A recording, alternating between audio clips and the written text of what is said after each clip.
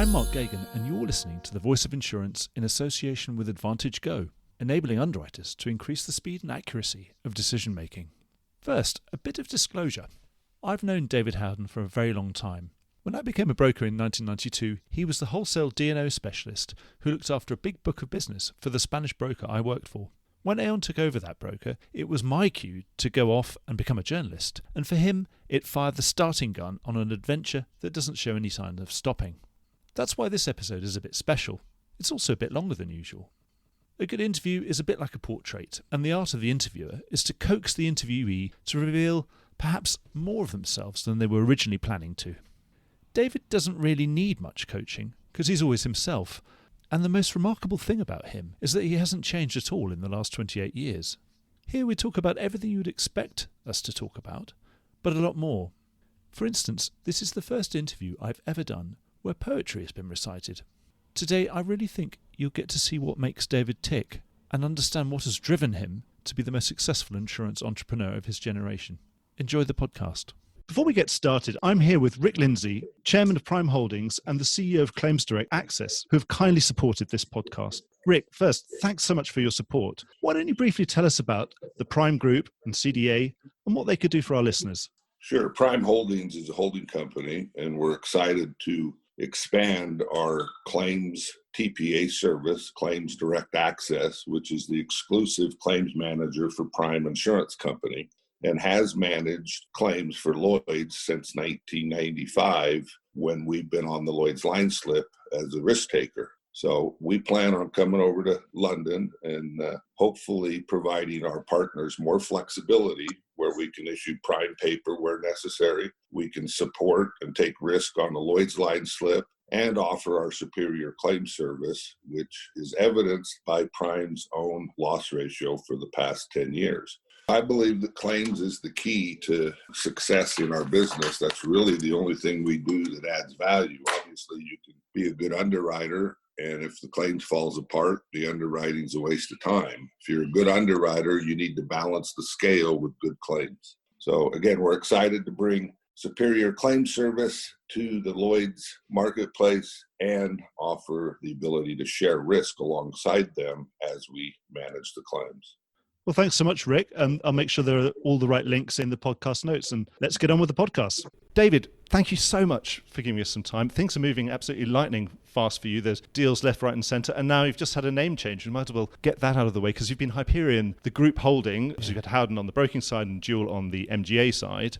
And the holding company has always been Hyperion, and you've just changed that to Howden. Yeah, that's right. Well, actually, Mark, fun enough, the name hasn't always been Hyperion. The original name of the group, when I started it back in 94, was Howden Pangbourne. And there was Mark Pangbourne. Mark Pangbourne, exactly that. Yes. So, and actually it changed with a part of insurance broking history that you are part of, because we changed the name after we decided to set up Jewel, and that was in 1998. And when we formed Jewel because the great Spanish broking company, which you work for, Giddy Carvajal, was acquired by Pat Ryan. And we were a wholesale broker to Giddy Carvajal. And I thought, sugar, with consolidation, are we going to carry on getting business from large retail brokers that are part of firms that are potentially competitors of ours? So we set up Jewel as an underwriting agency to get business from other brokers, as not as a wholesale broker, but as an MGA. And it was then that we decided we therefore need a holding company name that isn't the same as the broker. And we came up with the name Hyperion. And that's because my great friend and investor, Luis Munoz Rocas, who was at Giddy Carvajal and left Giddy Carvajal to form Jewel with me in 98, we had a logo that was an H and a P, Howden Pangbourne. We didn't want to spend any money on a new logo, and I asked Luis to come up with a good name, and he came up with Hyperion, which had an H and P in it. And actually sitting behind us now, as you can see on my wall, is a picture of that famous racehorse, Hyperion, which was known as for being small but very agile and beating much bigger competitors. And so what's changed? So you had that sensitivity around not offending sort of retail brokers and having a different name for the holding company than you had for the broking company. What's changed now? Has it all just moved on?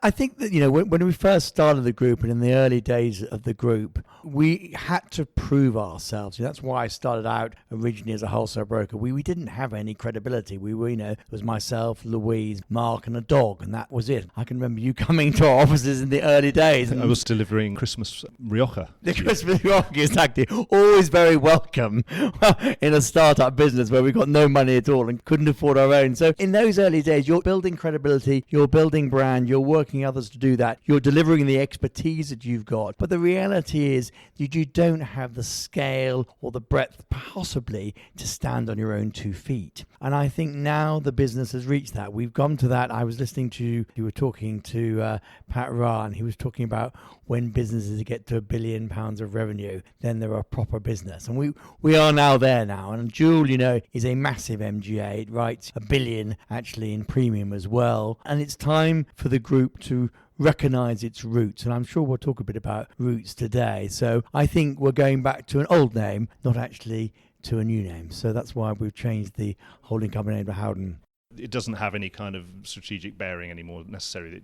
You don't have to worry about offending people or people being worried that they're doing business with something that is ultimately a Howden business. No, I think I've got old and more cantankerous. I've definitely stopped worrying about offending people. But no, as a business, Joule it's a very large business now. It deals with 6,500 brokers around the world. Everyone knows it's a proper underwriting business, and it doesn't need any more to have any pretense that isn't part of the group. Everyone knows it's part of the group, and we're proud it's part of the group, and is proud to be part of the group. And I think that now's the right time for us to go to market with our 2 strong brands, Howden Broking, Joule Underwriting. And it also coincides with the announcement we made recently, Mark, about Joule doing another major step in its history, which is us actually putting underwriting capital behind Joule. And I think, if I look at Joule, going back to its roots again in 98, we started unusually. It started in Spain. It wasn't started in the UK or in the US. It was started in Spain. There was no such thing as an MGA in Spain. They didn't recognize it. The Dirección de Rentas Seguras said, we don't understand it. You can either be an agent of a single insurer or you can be a broker. There is no such thing as an MGA. And we spent nearly a year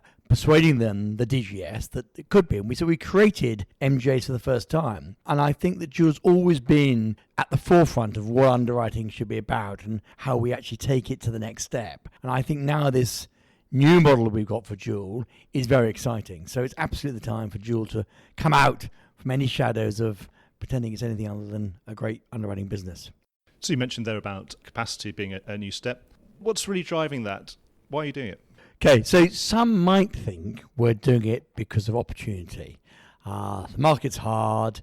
It's time to put capital into the market, either because we want to provide a longer, better opportunity for our clients, or because we just want to get a better capital home for ourselves. The reality is it's neither of those. Ultimately, I'm building this business for the long term, and therefore that's what really matters, is strategically why are we doing it. And actually this is a journey we set about a long time ago. I remember when General Atlantic first invested in me in 2013 now, so nearly 8 years ago now. They said, we've looked at your business. We don't understand why the group is not providing some underwriting capital to Joule. And I said, of course, it's something we've thought about, but ultimately we need to have the right data to be able to do that. And so we've been on a journey to build a business that has got the right data to be able to say, actually, this makes sense. And I think Joule has always been, some of our carriers have been backing Joule now for nearly 20 years. And there's very few MGAs where you've got that length of relationship. And I think that, one of those conversations I've often had with those carriers has been, David, we love Joule. It's a great business. We know you're backing it. But ultimately, you don't really have skin in the game like we do. And I said, yes, I do. Of course I do. Ultimately, if we don't underwrite for a profit, if we don't deliver the service that the clients or our brokers want, we will disappear. And therefore, I've very much got skin in the game. But they would smile wryly and say, that's not quite the same as actually having your capital behind it. So I think now this is a natural step for us, very clearly in partnership with our existing capital providers, to have proper skin in the game. And remember, it's the group providing capital to Joule, not Joule having the capital. There's a difference there. Is there no worry strategically that they would suddenly see this as a threat after 20 years, that it would be, well, hang on a minute, that they've sort of got leverage over us now, as well as having skin in the game, they've got leverage because if we don't back them anymore, they can just take it off themselves? Well, there's a couple of things there. We've been very clear that we are not interested and not looking to do two things: either to provide 100% of the underwriting capital behind Dual, nor to be the setter of terms and conditions. We are doing this to provide long-term stability to our brokers and therefore to their clients. And we deal with, as I said, with 6,500 brokers around the world. And secondly, to strengthen our partnership with our capital providers, not to threaten it or weaken it. And certainly any of the conversations I've had with any of my long-term partners in the last sort of few months since we've done this has been very, very positive. And you can see that also with the quality of the talent that's now joining us, many of which is coming from our old partners, very often with their blessing. So really this is about a partnership. It's not about either a threat or a replacement.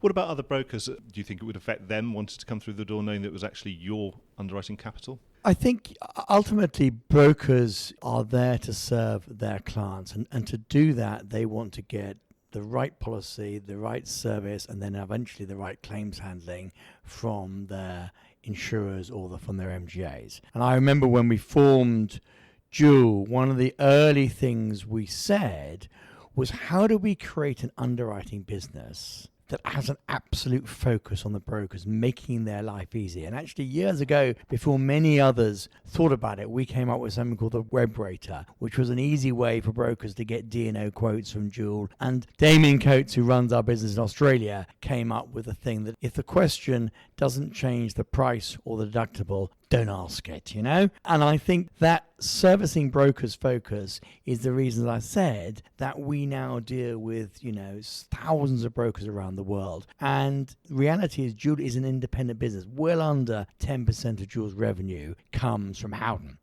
So I don't see any broker concerned that in some ways this makes their job of dealing with Dual either more difficult or they'll be concerned about conflict, because absolutely not. All it does is strengthen the relationship Dual has with its carriers, and therefore it strengthens actually the broker's relationship with Dual because they know it's going to be longevity. How many MGAs, Mark? I mean, you've been around observing this market for a very long time. I would say that one of the challenges brokers have with MGAs is looking them firmly in the eyes and saying, yeah, but are you going to be around in 5 years' time? Or indeed, are you going to be around in 18 months' time? What a broker wants to know is absolutely, if he's placing that business, the MGA is going to be there and there for the claim. So, no, I would have thought all brokers would see this as positive.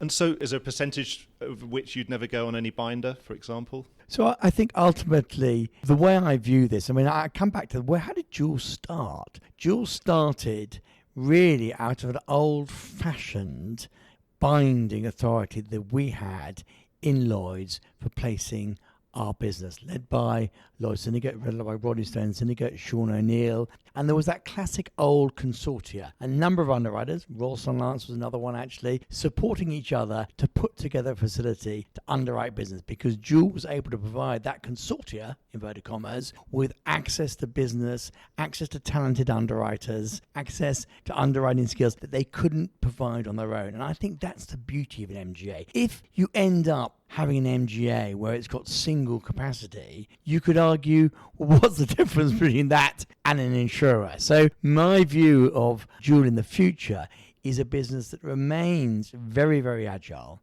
remains its ability to attracting the underwriting talent, because it isn't a capital balance sheet business. It has that entrepreneurial skill set to it. The ability to get products to market quickly, to use digital and data effectively, and partner with capital providers, the group of which is one of them, but there'll be many others who want to access that expertise, that talent, that distribution, all of that. That's the attraction of the model, not to provide 100%. We're not ultimately looking to achieve that, or creates value actually. Right, so Dual keeps that agility, keeps the focus of being an MGA, and it has to perform for all of its capital providers, and that includes people upstairs at Howden Group. Yeah, we will be looking very closely at the performance of Dual. And again, back to your earlier question, Mark, do our existing capacity providers welcome this? They absolutely do, because they now know that we'll be looking extremely carefully, as we always have to be fair, at what Dual should be focused on, which is underwriting profitability of its book, as well as its services to its brokers. So, and I think that I come back to that whole thing around sustainability.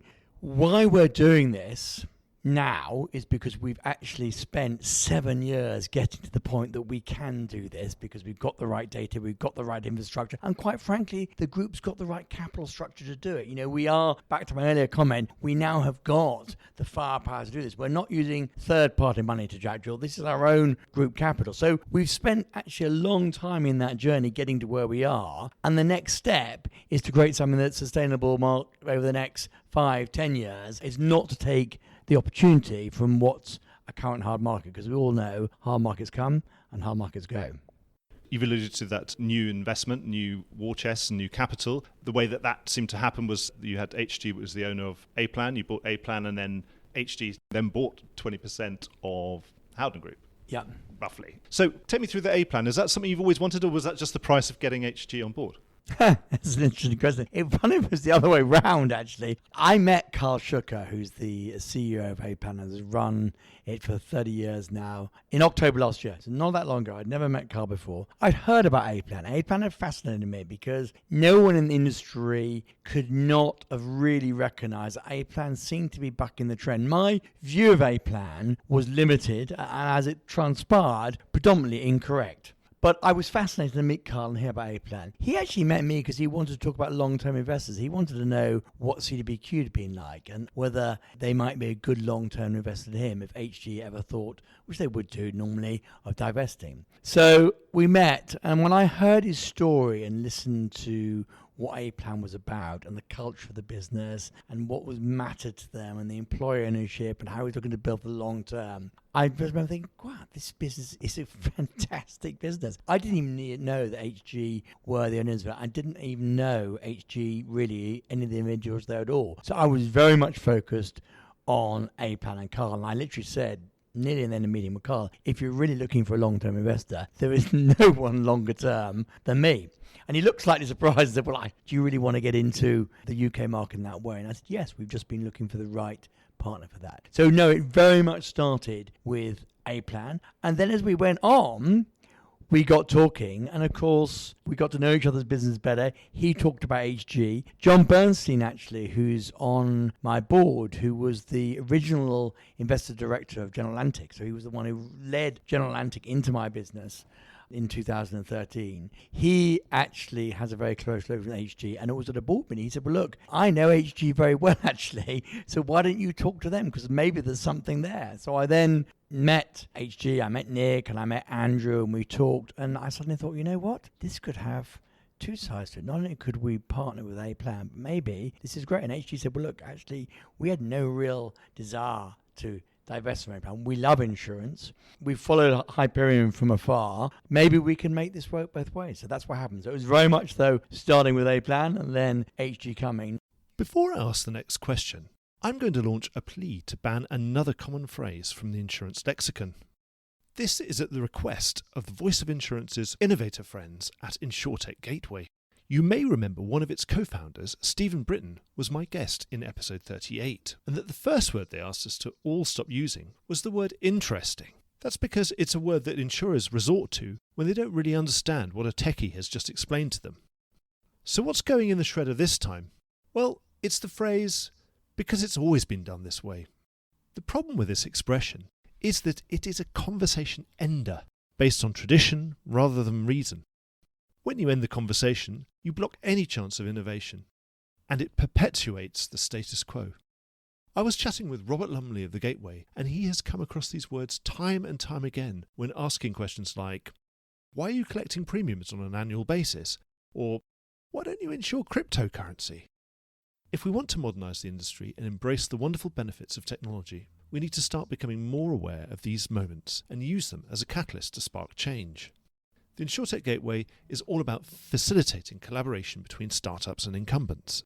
The ideas the startups have are often completely alien to the traditional way of doing things. The easy option is to pass an opportunity if it doesn't fit with the current setup. The Gateway works with the startups to present their ideas in a way that is more easily understood by traditional insurers and tries to find champions of innovation to work with inside the incumbents who are as excited about technology and new ideas as they are. So instead of being a conversation ender, be a conversation starter with InsurTech Gateway.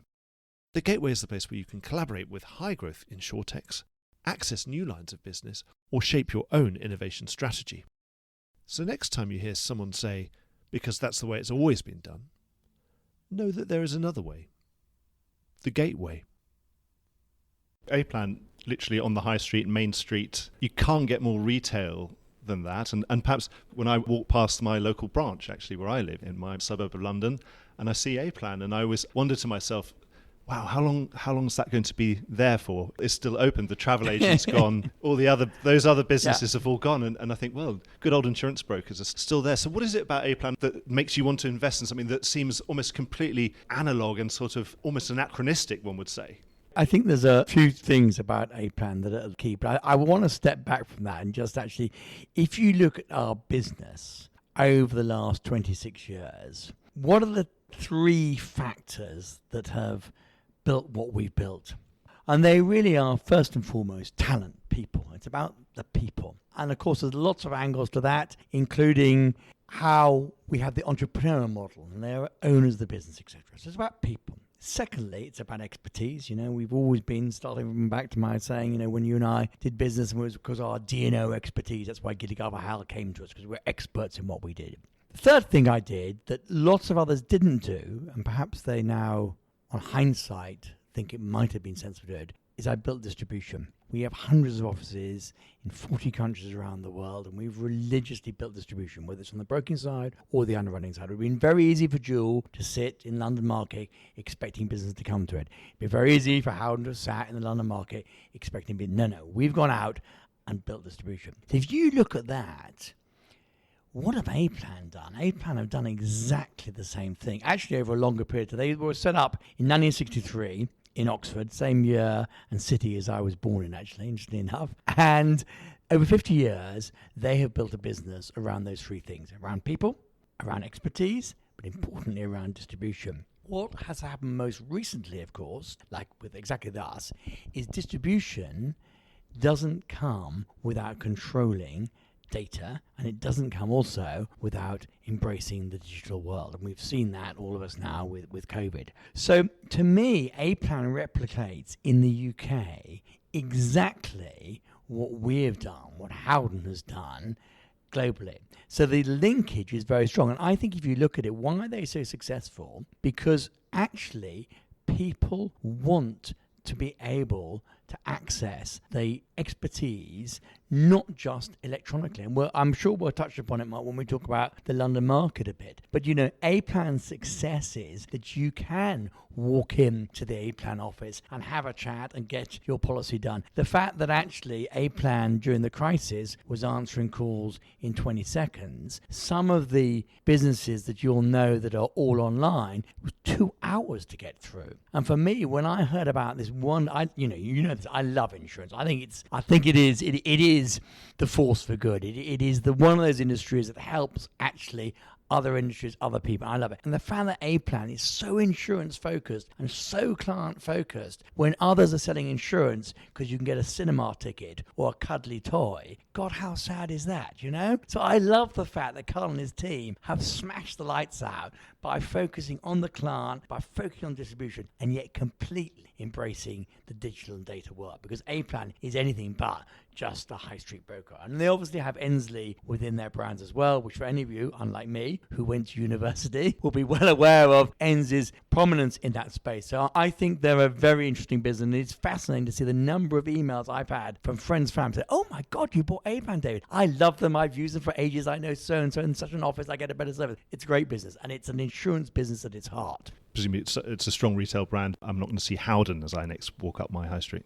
No, you're definitely not going to see Howden as you walk up your high street. A-Plan is a great retail brand, and obviously it puts us in a unique position in the retail market. Because you talk about high street, we are opening more offices at the moment. We already now, with A-Plan, have 100 offices in the UK, and we're opening more. And I said that the other day, we are investing in the high street when others are running away. So you're far from seeing us shrinking the number of high street offices. You're going to see actually increasing them. And the organic growth of A-Plan, I tell you, has outstripped, like we have, all of our competitors. So, we're going to be more of the same. Is the core of that small commercial, or is it still personal lines? They started very much in the personal lines. Well, it actually started very much in the motor, and then moved from the motor into the personal lines. Then it was into the SME space, etc. And of course, what you've got here is the I've always said two things. If you're going to do a deal, you've got to have cultural fit. And everyone talks about it. Whether they really mean it sometimes is less obvious. But you've got to have cultural fit. And that we have with A-Plan, absolutely. But you've got to have strategic fit as well. Just cultural loans, okay. But look at this strategically. A-Plan are dominant in their space in the UK market.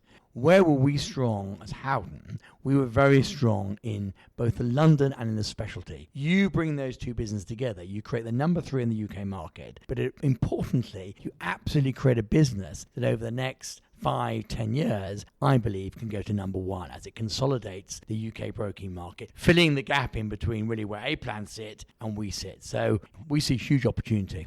How do they do it without it costing a fortune? Obviously, the narrative of the last 30 years has been, since Direct Line's Little Red Telephone, has been that high street insurance broking is really too expensive, a very expensive way of doing things. How do they keep the costs down and keep competitive in something that's genuinely very price sensitive? I think we've seen a lot of money come into the insurance broking market in the last 15, 20 years. And that's driven really by the attractiveness of insurance broking to capital. They like it. What do they like most about insurance broking, do you think? I think it's just the repeat income, I suppose. Exactly. Repeat income. What do the comparison websites not have?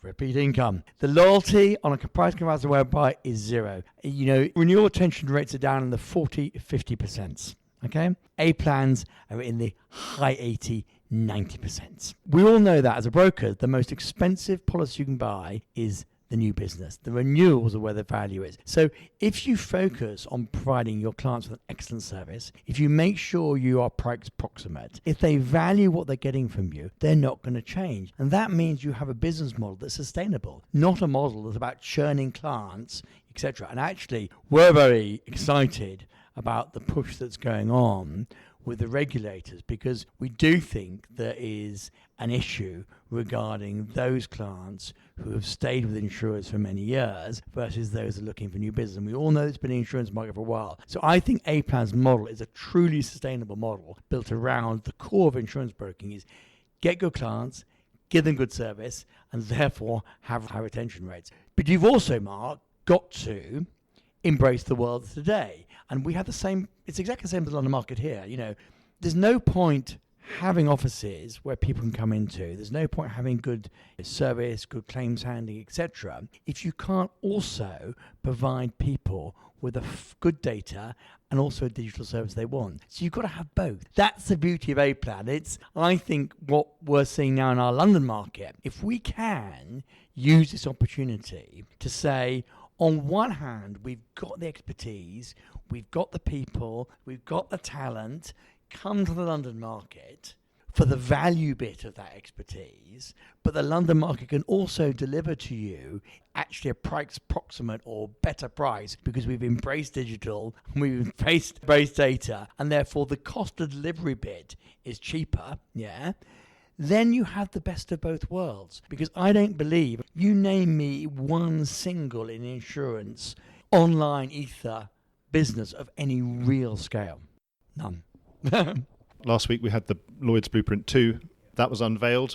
Do you think that's the right direction, right sort of plan? Look, rubber hitting the road is always the right plan, isn't it? I think ultimately strategy is easy.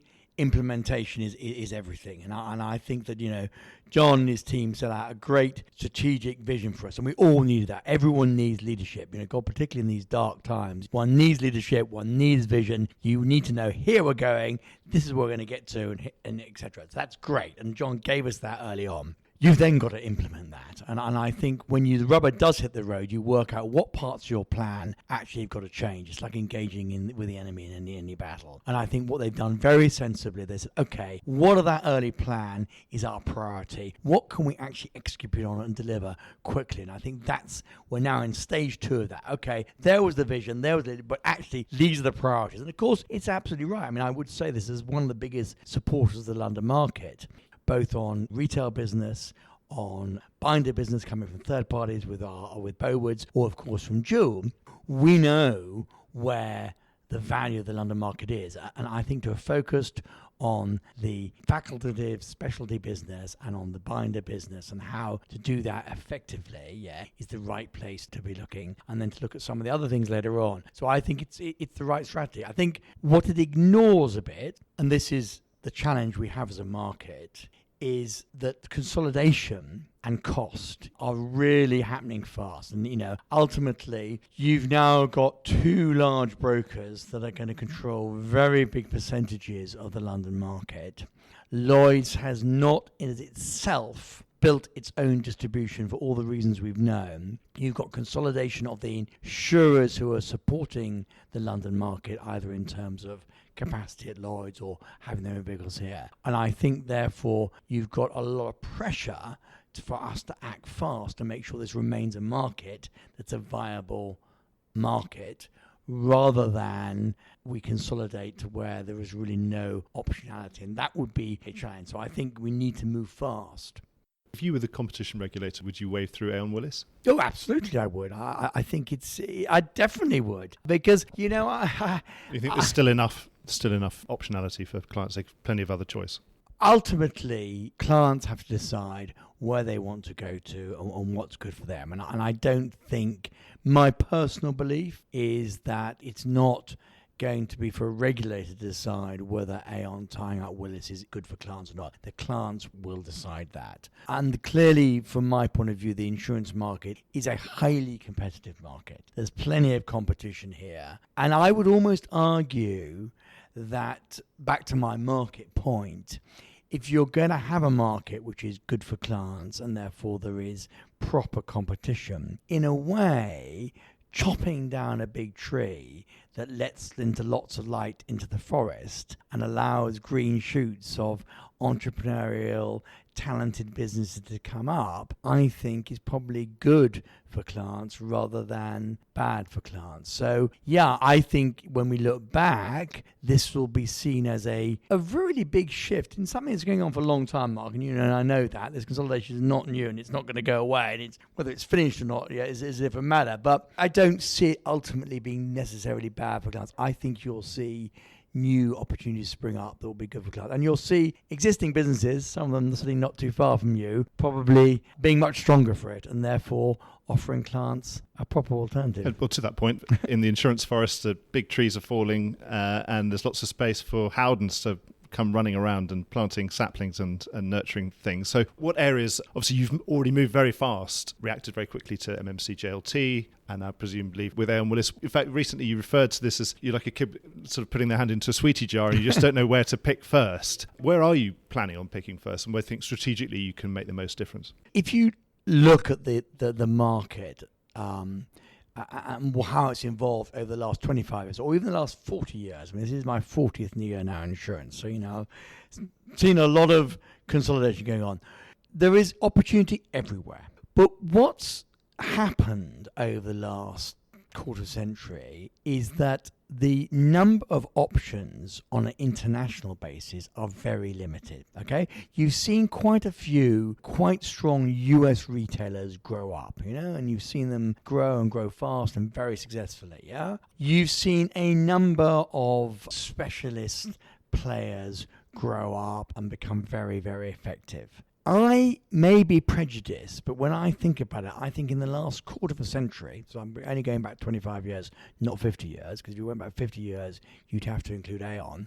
I think there's only been one international broker created in that time, and that's Howden. And that is our opportunity. No one else has the opportunity to take that space. We've had a very deliberate strategy of creating an international business with proper retail expertise in country, supported by product expertise, either in country or centrally or in hubs. Name me anyone else. So really now we've got two major competitors. So our opportunity is very much there. Yes, there'll be other areas we're looking at. Clearly, I heard you talking this the other day to when you were on a podcast again with Pat Ryan about reinsurance. We think there's a significant opportunity in reinsurance. We've always been in fact reinsurance, but we do think there's an opportunity in treaty as well in a way. Because back to your earlier comment, I don't think it's the regulator that decided, but I think clients will probably say,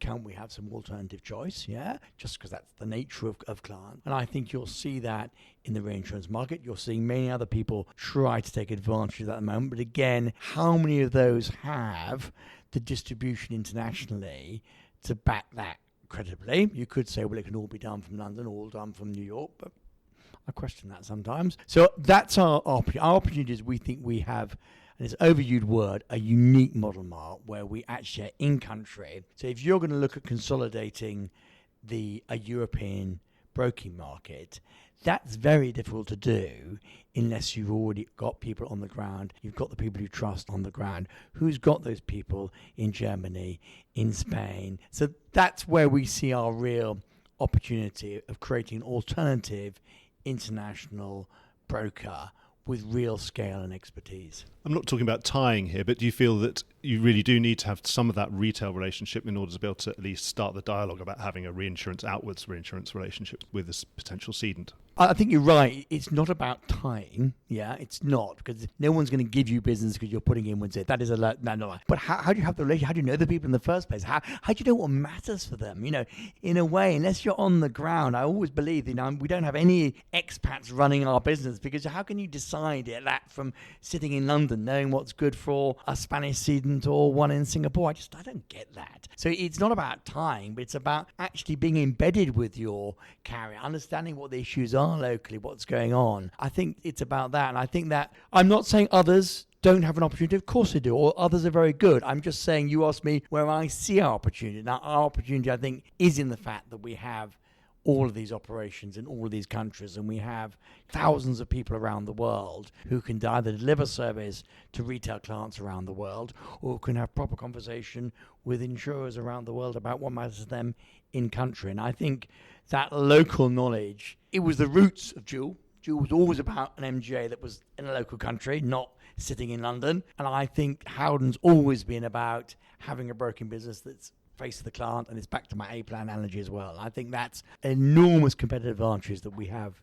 today over others. So you've got, I think you described it as a thumping great war chest post the HG deal. We know obviously some of that money is going to go into, one presumes, organic investment in reinsurance broking talent. What else should we be looking for? Historically, you've had many, many bolt-on deals. Would it be just more of the same, or something big maybe? Yeah. So I think you're right. If you look back, what we've always done is try to make sure that we have got the capital that we need to build the business. Because it's all very well saying I'm an entrepreneur, we love employer ownership, but actually if you don't have any money then to do anything, you either don't grow, or worse than that, you end up flogging the business because people want liquidity, and the only way to get liquidity is sell the business. And how many times have you and I seen that in this market? So having capital is absolutely critical.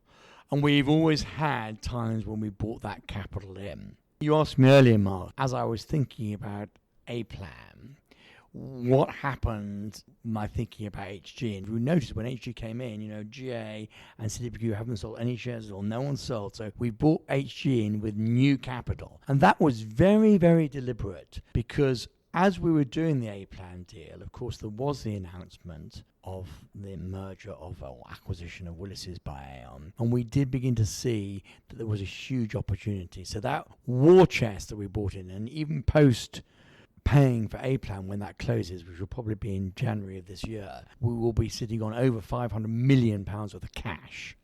And so that's going to do a lot more than just attract a bit of talent on board. So we will do three things, really. First and foremost, we will invest in people, in talent, etc. We've always done. Secondly, we'll do exactly what you say, Mark. We'll do what we've done in the past, which is bolt-on acquisitions, both on the broking side and on our underwriting. We announced one actually right in the middle when COVID started. We announced the acquisition of IUA in New Zealand for Jewel to increase our footprint in New Zealand. So we'll do that. But then thirdly, we will look at strategic, large-scale acquisitions that could be game changers, just like A-Plan was in the UK market. We've gone from really not being a UK retail player to number 3 in the market. when we did Arcade, we went from being a very strong London market player, but not really number one. We were number one. For many years, we were Lloyd's largest producers. And in fact, until Marsh bought JLT, we were the largest producer of retail business to Lloyd's. So there will be some strategic large steps that we're likely to make as well. And that's why we're in a strong position financially to do that. And I think that ultimately, if you look at the opportunity for our broking group, it focuses around the opportunity to team up with like-minded, my cultural alignment, retail businesses that believe there's an opportunity to provide a different service to their clients, but also a different culture for the talent that works for them. This is a bit of an old chestnut, David, so I hope you'll forgive me. Can you reconcile this contradiction of being as retail as you like, to the point of actually being on a high street, on a main street, and be able to walk in the door and transact insurance business with customers from the street in the UK and other territories, but shy away from that one, just not do that and almost completely rule that out in the USA, the largest insurance market in the world? It's a good question, man. The reality is, sort of your last line is part of the answer. The US market is the largest insurance market in the world. It is also by far the most sophisticated for retail and wholesale. Nowhere else, not even London, has that sort of definition or delineation between the two. And you can see that in the consolidation that's gone on in the wholesale market there. So the US market is very special. It absolutely is. And anyone who says it isn't, it is absolutely wrong. So the first point is a strategic point.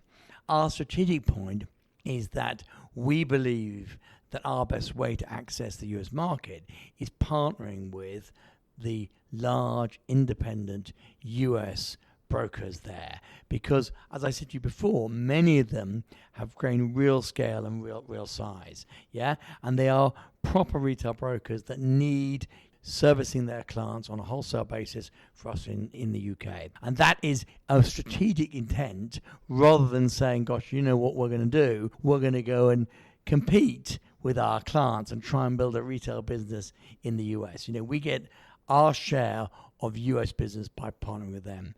The second is that if you look at the US market, we also have very strong relationships with all of those US wholesalers. I mentioned before that we act on behalf of many of them of placing their binding authorities, their facilities, their programs into the London market. Bowwoods is part of the group and one of the biggest hand of that. So we have a very strong relationship with them. And that's why we chose strategically, absolutely, that the only on-ground physical presence we were going to have in the US was on the MGU side, MGA side with Jewel. Because there we're actually supporting, and we do get support from our existing customer base that uses it in different ways. So really it's a strategic move, Mark, recognizing that the US market is completely unique in the way it operates. And I think you can see that. The interesting thing is that very few of the large US independents have actually gone out to build international businesses, almost none. There's a few, but almost none. And therefore, I think there is a good delineation or definition between whether you want to be in the US as a retailer or not, and we don't. We've had the insurtech phenomenon of the last 4 or 5 years. You made your own play into that with Hyperion X, which is now going to change its name. Yeah. I can't remember what to. I think it's HX. Sorry, yes. We've just had a liquidity point, a sort of maturity point or a staging post in the insurtech journey, because two of the pin-up insurtechs, Lemonade and Root, have both had very successful IPOs, the most recent ones, but given that business a market cap that would, the sort of higher than Score or RLI and a few other very well-known, well-established businesses, do you look at that and you think maybe you should spin off HX at some point in the future? I think the way to answer that is fun enough to talk about Jewel again for a second, because I have so many memories of so many conversations with people that along the journey, and we'll talk about the journey in a while, Mark, along the journey have said to me, wouldn't Jewel be more valuable sold separately to the group? And there was certainly, or not a time, probably almost any single moment in time, we could get more money for Jewel by selling it off than having it part of the group. So you'd say, well, why wouldn't we do it then? And that's very simply answered because we're building a business. We're not looking to just get a financial return. And if you're looking to build a business, you're actually thinking about what's the value of that business to the overall business in 5 or 10 years' time, not can I sell it for £5 a day rather than the £4 I value it at. And we've done that. I can promise you a number of my capacity providers tried to buy Joule off me, offered me higher multiples than we're worth for. And I've always said no, because Joule is an integral part of what we're building. It's exactly the same with HX. Could we today do a sexy spin-off of HS, get a nice flotation on the back of it, etc.? Almost certainly, yeah. And technically, would that value be maybe greater than the value we currently place on it? Yeah. But long term, where would we be creating value? Would we be creating value greater in our business or from the return we get on HS? So the answer is no, because we're building the business to build it, not for short-term gain. And I think that holds true on many things. Very often we've been asked, why do you do this investment here rather than maybe in a more material market? And that's very often around who you meet or who you know, how they well culturally fit. But it's also, if you've got a very long term, you know that actually maybe if you're building a business, you wouldn't start at B, you start at A, or certainly not G. But if you know you're going to pass G eventually, it doesn't really matter. So I think there's a difference between short-term value and long-term value. I get the sense from this that as journalists, we were speculating about what was then Hyperion, maybe floating. It was about 5 or 6 years ago. And it seems that the world seems to have moved on, that you're not, if you were a public company, you probably would be put under pressure by an activist to say spin off Joule or spin off HX or whatever every other week. Yes. As you know, it sounds like it's really not something that appeals to you at all anymore. And if that is true, then how long can you keep going? I think will be your 5th major investor, from starting at Brian Marsh and now HG. How long do you think you can keep this going? Has the nature of capital changed so much these days that you could almost keep going indefinitely without going anywhere near a stock market? Well, it's a very good point you make about the investors. And if you think about the investors, Brian Marsh originally a sort of angel investor who knew the market backwards. Then 3i in 2008, minority stake there, which was clear. Brian was a minority stake, 3i a minority stake. Then General Anchor came in with a minority stake. Then, of course, we brought in CDPQ alongside GA. And now we brought HG alongside CDPQ and alongside GA. So all minority stakes. So I think what we've done very deliberately, Mark, is to build a slightly different capital model where you have got a core of investors, which sit alongside the working investors, to create a value over the long term. And because you haven't got one single large private equity house, I mean, you see the numbers. One announced recently where the PE houses buy 100% of the business, a bit of sweet equity given to the management team. And that to me isn't a proper entrepreneurial model. That's a business that's controlled by PE. They will make all of the decisions and they'll flip the business when it's right for them.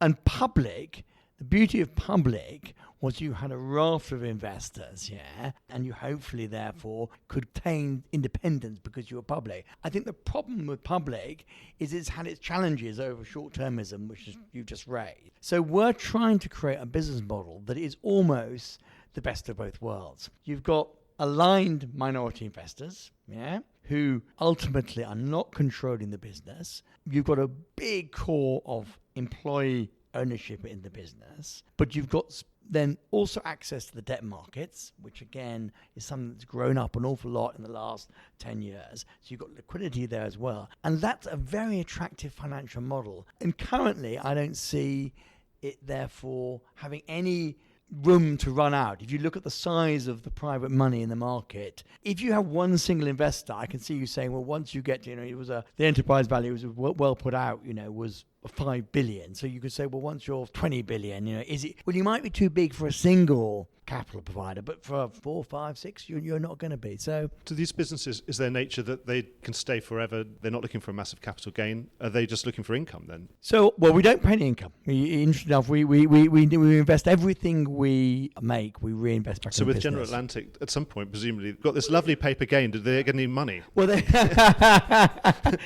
get to have the fun of, having a show. No, I mean, they did. They sold some when CDPQ invested, so they got some money about then. And ultimately, General Atlantic have been with me now 8 years. Now it's going to be 7, 8 years. HG and General Atlantic and CDPQ have all signed up to a long-term agreement. It's a very long-term agreement. They're not looking for quick returns. There's an investment. When I was doing my diligence on HG, I talked to a number of some of their investment companies. They've been in for 18 years now.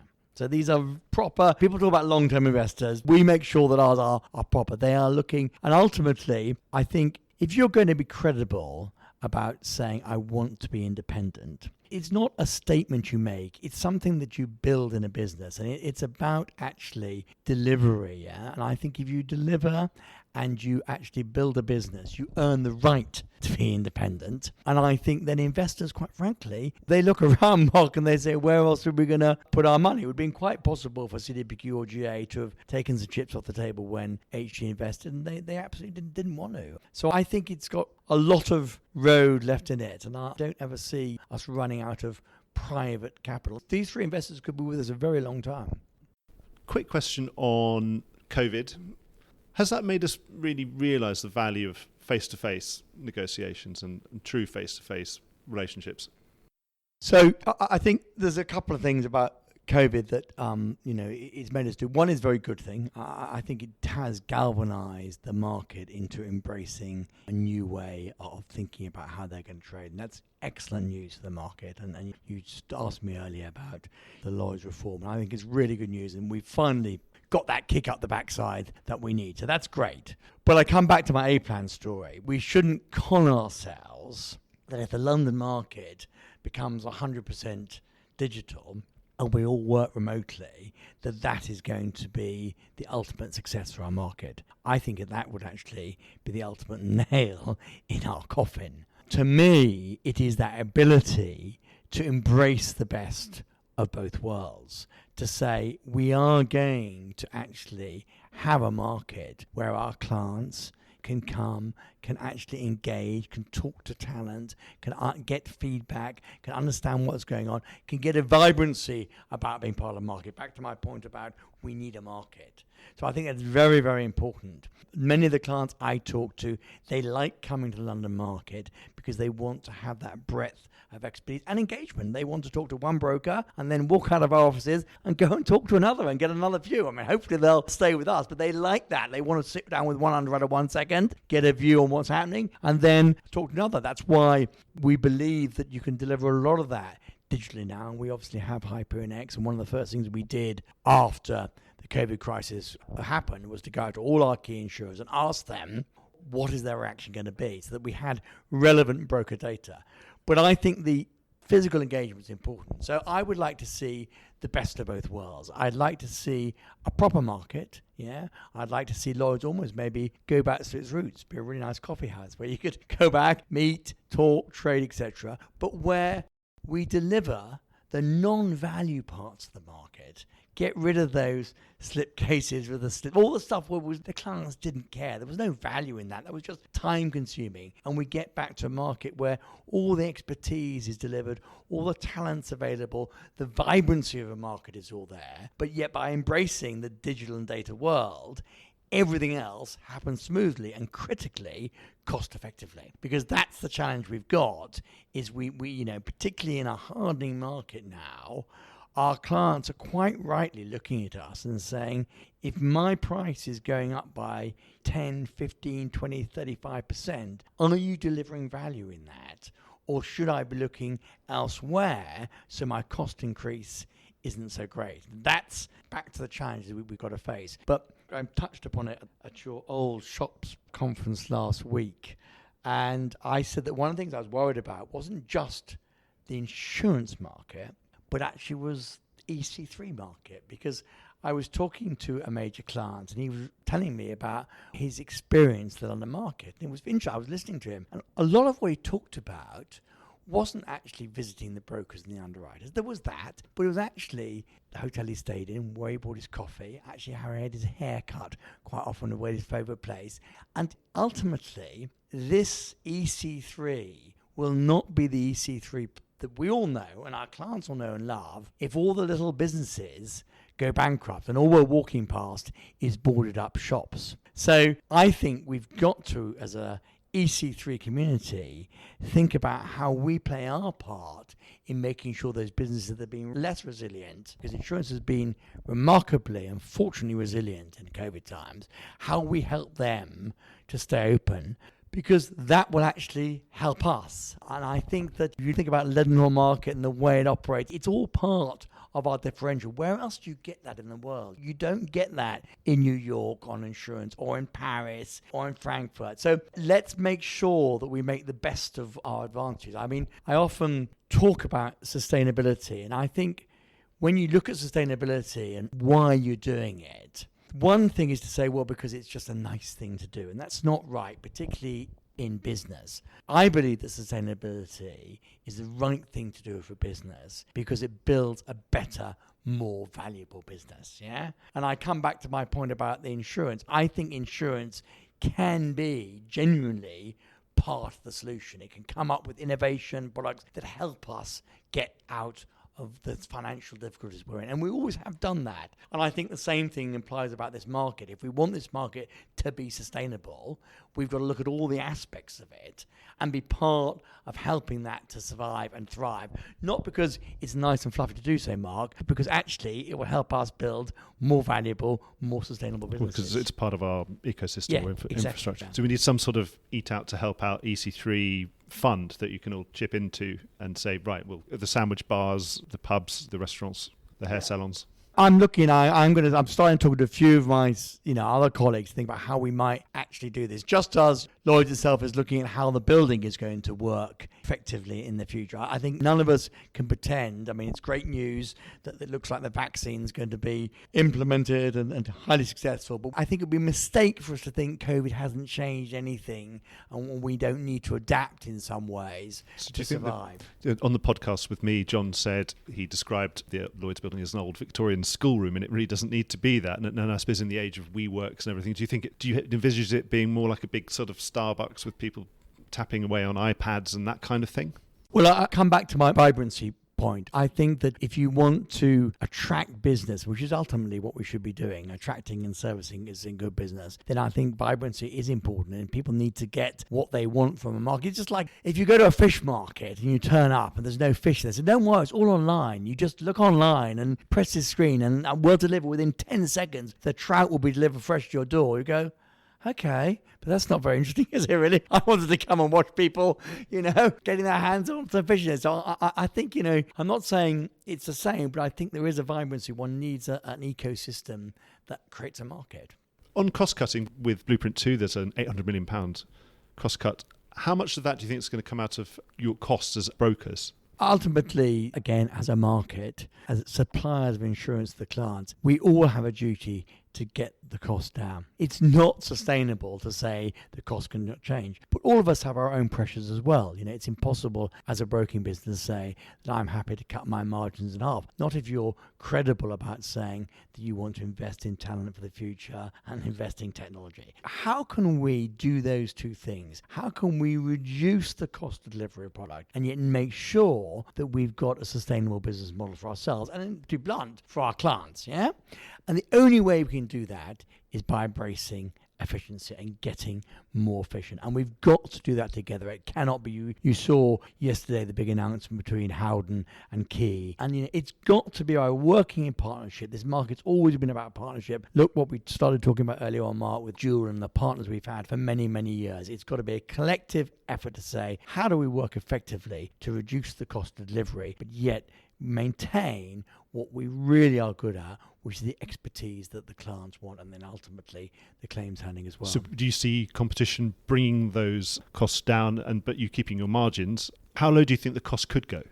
You look at some other industries, and I've done this quite a bit, is you look at something like asset managers, fund managers. The really good ones of those have maintained the same profitability and margins, yet the fees they've charged have come down, not by 5 or 10%, Mark, but by many multiples. And I think, we should be really ambitious and very clear on really whatever we're delivering that has no value, we should try to deliver for free, just as you can buy a stock or share for free now. If you decide what stock or share you want, no one's going to charge you for buying it, Mark.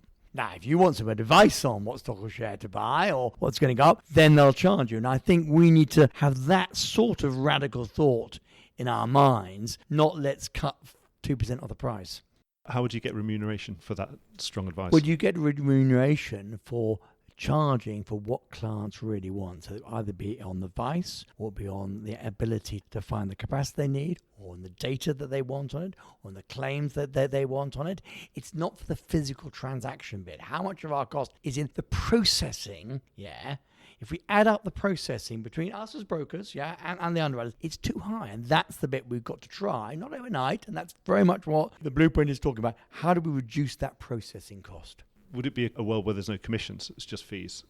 I don't know if that's going to come about. It's not something I'd be afraid of at all. Ultimately, I think transparency is good for any business and any market. We've moved to that level with many of our clients now. Is this really just a business that you want, when you're on your deathbed, you want to be handing it out to your children and grandchildren and to have never sold and just built forever? So, I go back to the histories of the business. I'll never forget when I was talking to the board when Luis Munoz sat on the board, and I was trying to explain exactly that I was looking to build a business that would last, inverted commas, forever. In other words, there was no end game for the business. It was about building the business and what was the priority. And Luis looked up and he said, well, David, have you read Ithaka, the poem? And I said no, because I was not as well educated as Luis. And he said, well, read it, he said. So I don't know if you know the poem, but I'm going to read you a clip from it, Mark, here. And it says, keep Ithaka always in your mind. Arriving there is what you're destined for, but don't hurry the journey at all. Better it lasts for years, so that you're old by the time you reach the island, wealthy with all you've gained on the way. And so it's all about the journey. And to me, it's always been about the journey. And there is no end game in sight. And this is the problem. I think if you focus on, well, in 2035, we'll do this. So I think it's about the journey. I think it's about looking back and being proud, and in the real sense proud, of what one's built over the long term. And importantly, your colleagues who have come on that journey with you, joined you along the way, there's now 8,000 of them, are equally proud to look back, and think, I'm proud of what I achieved. Because that way, they'll actually turn to their friends and their families and others and be the best advocates for bringing others into the business. If we can prove that you can build a model that really is forever, whatever a lot is, that's built around some of those fundamentals, then that is my end game. But it's not an end game. It's just a part of the journey, Mark. David, I've taken up a huge amount of your time. Just wanted to thank you for giving us your time today. Everything seems to be moving lightning fast. Hopefully you'll check in and give us an update sometime in 2021 when perhaps you've spent some of your war chest and it's not as big as it was. But thank you so much for giving us your time. No, it's been a pleasure. And as I said earlier on, I think that when we look forward at the moment in this market, we are very excited about the insurance market in general. I think it's a great business, a great market, and it's got a great chance to really shine in difficult times. And then when I take that down to our own level, I have never been so excited about the future. I think it's going to be a wonderful next decade. Thank you so much. Well, I hope you enjoyed today's episode. If you did, don't forget to subscribe or leave a like or a review or recommendation on whatever podcast platform you used to access this program. These really help get the word out. Before we go, just a quick reminder that advertising slots are available here and in other places in the Voice of Insurance podcasts. Podcasting is the fastest growing medium and attracts a high quality audience of key decision makers. It's also an intimate medium where you, the listener, are right in the room with me and the interview subjects. Needless to say, that means it's a great way of getting your message out directly to an audience because you know you've got their full attention. It's also very cost effective.